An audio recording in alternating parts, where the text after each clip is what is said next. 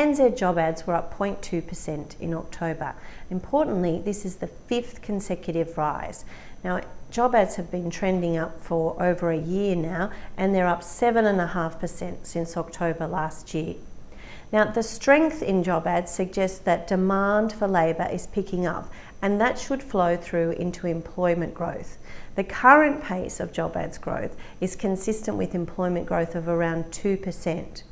Now, the official numbers have employment growth around 1%, so there's potential for some pickup in employment growth.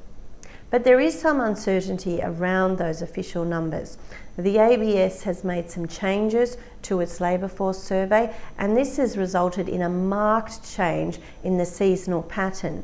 And because of that, the ABS is not sure how to seasonally adjust the data.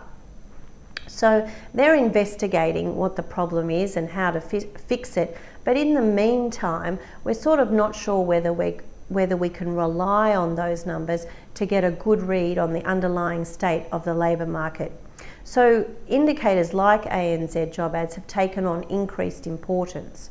Now, most of these indicators are pointing to a gradual turnaround in the labour market.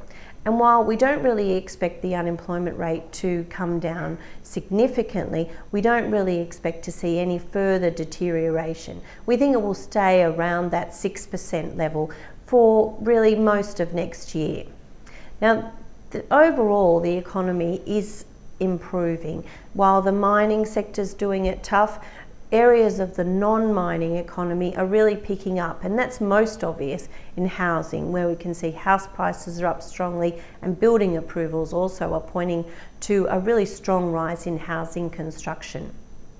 Now, the recent depreciation in the Australian dollar will help this transition towards non-mining.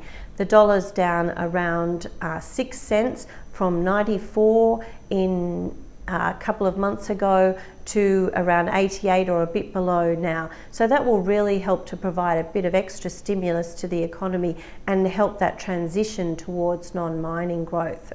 But we still think the RBA will keep rates low for a little bit longer.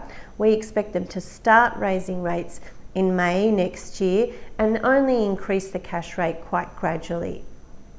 But the labour market is a really important input to the RBA's deliberations. So figures like ANZ job ads and other indicators of labour demand are going to be really important for the RBA to gauge the strength in the labour market.